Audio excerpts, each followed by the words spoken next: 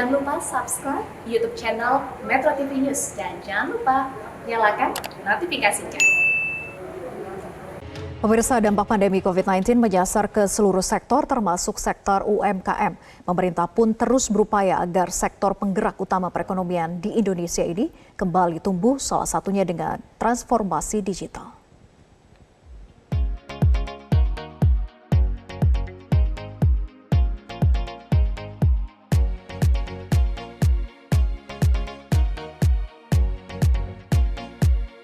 Usaha mikro kecil dan menengah atau UMKM merupakan penggerak utama perekonomian Indonesia. Pada 2018, sektor ini berkontribusi sebesar 60,34% terhadap produk domestik bruto. UMKM juga menyerap 116 juta orang atau 97,02% dari total pekerja di negeri ini. Namun, krisis ekonomi akibat pandemi COVID-19 telah berdampak terhadap keberlangsungan sekitar 64 juta pelaku UMKM. Survei Bank Indonesia mencatat sebanyak 72,6% usaha mikro kecil dan menengah terdampak pandemi COVID-19. Mulai dari penurunan penjualan hingga kesulitan modal dan bahan baku. Rata-rata penurunan omset bahkan lebih dari 50%. Percepatan transformasi UMKM melalui digitalisasi diyakini menjadi salah satu kunci bagi upaya pemulihan ekonomi di tanah air. Dari catatan kami yang relatif bisa bertahan dan malah tumbuh berkembang yaitu UMKM yang sudah terhubung ke marketplace online, yang sudah terhubung ke ekosistem digital.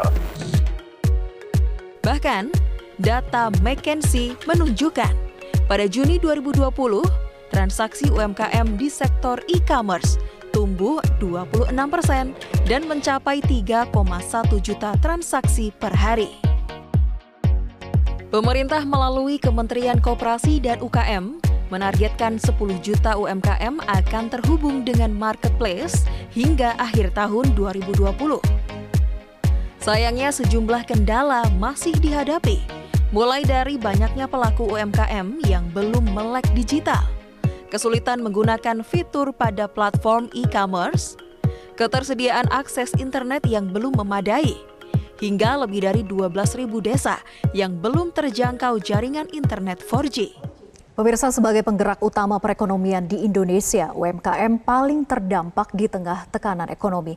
Bagaimana upaya pemerintah membangkitkan UMKM dan bagaimana para pelaku UMKM dapat bertransformasi dari konvensional ke digital untuk bertahan di tengah pandemi.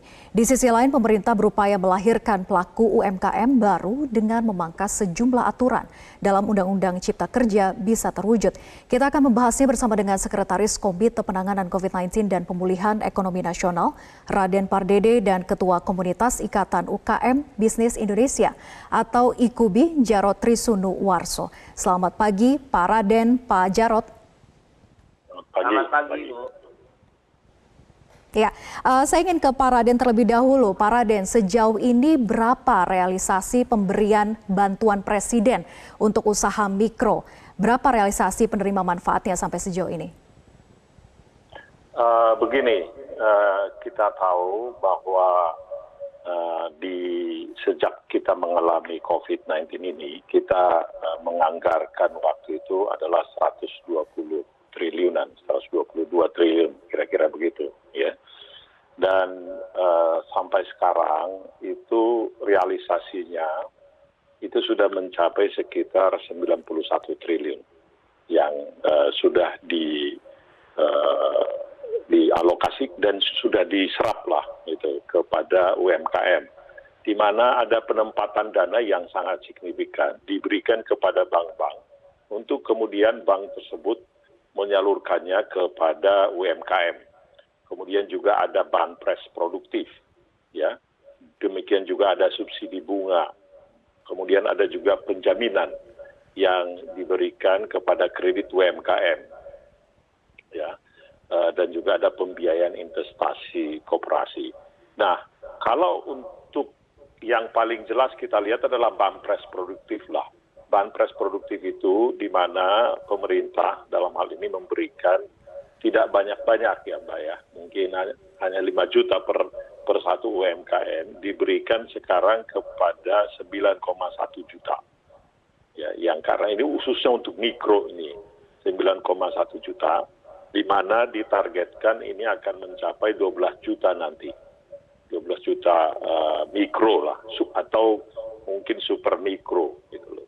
Dan kemudian mereka juga akan difasilitasi dengan pemberian subsidi bunga seperti KUR itu. Jadi dia akan ditandem nanti itu program bantuan presiden produktif, banpres produktif ditambah dengan subsidi bunga. Nah, untuk yang lain-lain jumlahnya sangat besar. Tentu yang kami bisa katakan di sini, yang tadi disebutkan jumlahnya 64 juta ini, 64 juta tadi pelaku di UMKM ini, belum semua dapat. Ya, belum semua dapat. Okay. Namun, pemerintah seperti yang disebutkan tadi juga berusaha untuk mencoba sekuat tenaga untuk terus membantu UMKM ini dengan berbagai cara. Harapan kita seperti tadi sudah diketahui bahwa memang UMKM ini harus bisa nantinya menjadi backbone ekonomi kita ke depan. Ya. Oke, baik. Saya ingin ke Pak Jarod. Pak Jarod, tadi dikatakan oleh Pak Raden bahwa sudah ada 91 triliun yang disalurkan kepada masyarakat atau penerima manfaat dari UMKM ini, bantuannya sebesar 9,1 juta penerima manfaat. Kalau Anda lihat sejauh ini, apakah memang sebagian besar dari pelaku UKM sudah menerima bantuan ini? Sebelumnya saya sangat mengapresiasi bahwa Pak Presiden sangat concern terhadap UKM Indonesia dengan latar belakangnya beliau sebagai pengusaha. Dan kita tahu juga dalam masa pandemi COVID ini tidak ada satupun yang siap dalam kondisi seperti sekarang, Mbak. Dan dia sangat memahami terhadap UKM yang terdapat COVID ini. Banyak juga yang sudah dapat di daerah-daerah untuk UKM-UKM kami, gitu. Dan juga banyak juga yang belum. Karena mungkin data-datanya kan harus disubmit dari daerah, kemudian ke pusat. Tapi pemerintah tetap berusaha maksimal dengan ada tahap 1 dan tahap 2 gitu, Mbak. Ya, sejauh ini kalau cerita dari para pelaku UKM, apa kendala yang dihadapi? Apakah dari proses pendaftarannya sangat dipermudah atau justru ada kesulitan dalam proses pendaftaran penerima bantuan ini? Dalam komunikasi kami di dalam grup bahwa mereka kita sosialisasikan dengan link-link yang mereka bisa secara mendapatkan bantuan.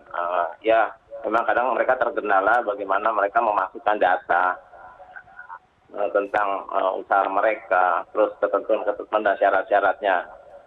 Ya memang karena dalam masa pandemi ini adalah terjadi transformasi di mana UKM-UKM itu harus terbiasa dengan cara digital, harus sering memasukkan data secara online, dia harus googling, dia harus bisa memakai smartphone-nya seperti itu, Mbak. Ya. Oke, tadi Anda katakan ada kesulitan ketika memasukkan data usaha. Kenapa jadi sulit?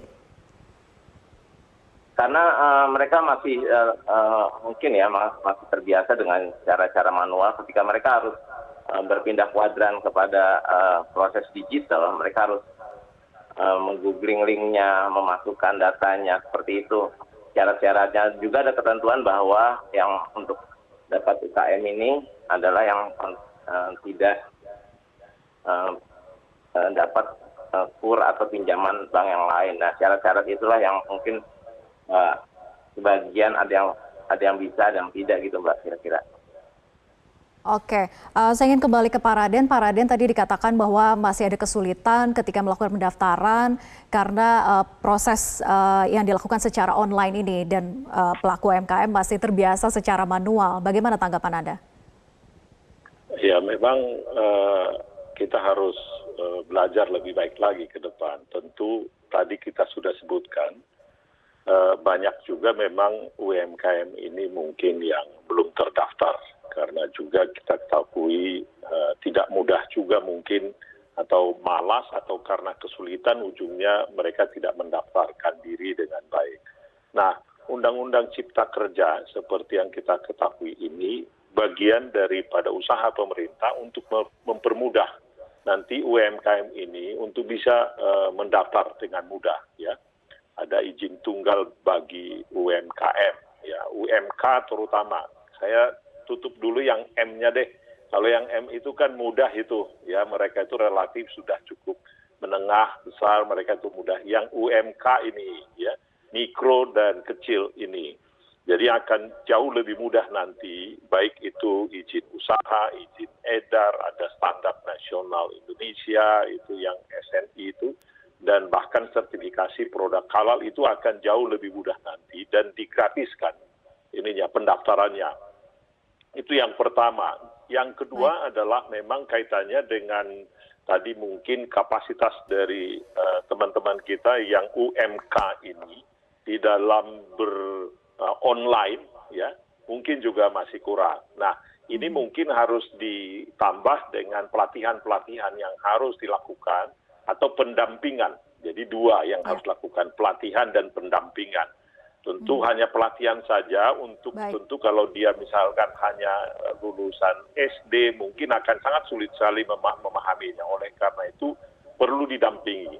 Di samping tadi Menkominfo sudah berjanji dan pemerintah itu akan memperbaiki seluruh infrastruktur internet sampai di pedesaan tadi.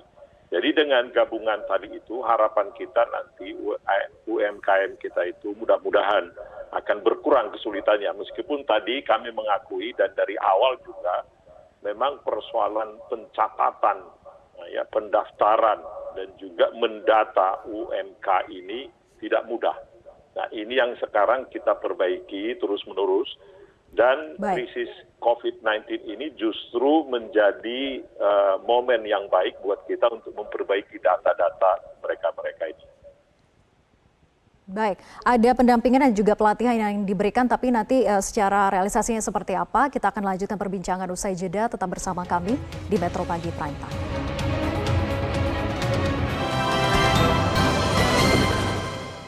Kita lanjutkan perbincangan bersama Pak Raden dan juga Pak Jarod. Saya ingin ke Pak Jarod. Pak Jarod, tadi kalau dikatakan Pak Raden bahwa ada pendampingan dan juga pelatihan yang diberikan kepada pelaku UMKM ini. Kalau Anda lihat memang sudah adakah pelatihan dan juga pendampingan yang dilakukan?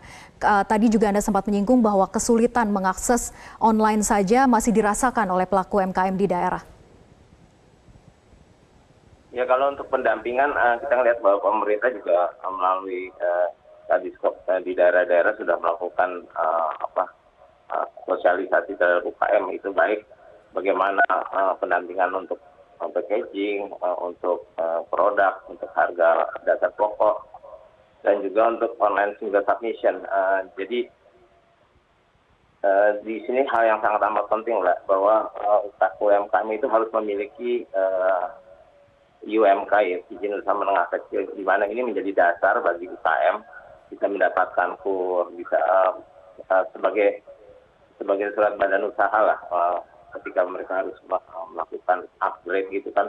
Di sini banyak program-program yang memang juga diberikan pemerintah melalui Kementerian Koperasi dan lain-lain connected dengan UMK itu tadi, Mbak. Jadi memang dalam masa ini, ya kan, mereka sangat mudah sekali mengakses OSS untuk badan usaha tersebut. Dengan hanya mengklik OSS, mereka bisa memasukkan data satu persatu tentang usaha mereka, domisili, dan lain-lain. Dan ini sangat bermanfaat buat UKM ketika dia harus bisa melihat atau mendapatkan program-program dari pemerintah yang lain, dari pemerintah untuk kemajuan usaha mereka. Ya, Mas Jarod, ini kan di tengah pandemi, bagaimana caranya untuk merubah dari yang biasanya berusaha secara konvensional ke digital? Apakah seluruh UMKM ini sudah bisa mempunyai akses dan juga strategi dalam memasarkan di e-commerce? Jadi di dalam masa pandemi ini kita melihat bukan hanya sebuah tantangan, tapi adalah sebuah peluang. Artinya apa? Ketika kita memasuki dunia digital adalah dunia tanpa batas. Artinya siapapun yang siap dengan kondisi digital itu dia akan siap bertarung dengan pengusaha-pengusaha besar sekalipun. Yang paling diperlukan adalah mindset digital kita ya, bahwa kita harus mau merubah cara berpikir kita untuk memasuki dunia digital. Bagaimana kita harus mempelajari dengan kecepatan sumber daya manusia, dan kita harus mempelajari juga karakter masyarakat di era digital gitu, bahwa apa sih yang dibutuhkan masyarakat di masa pandemi ini dengan dunia digital seperti apa. Dan karena dunia digital sudah memang dilakukan saat ini, persaingan kan semakin tinggi, maka kita harus sudah siapkan gitu kan tools-nya, operation cost-nya, hal-hal yang UKM itu harus siapkan, digital platformnya, FB, IG, e-commerce.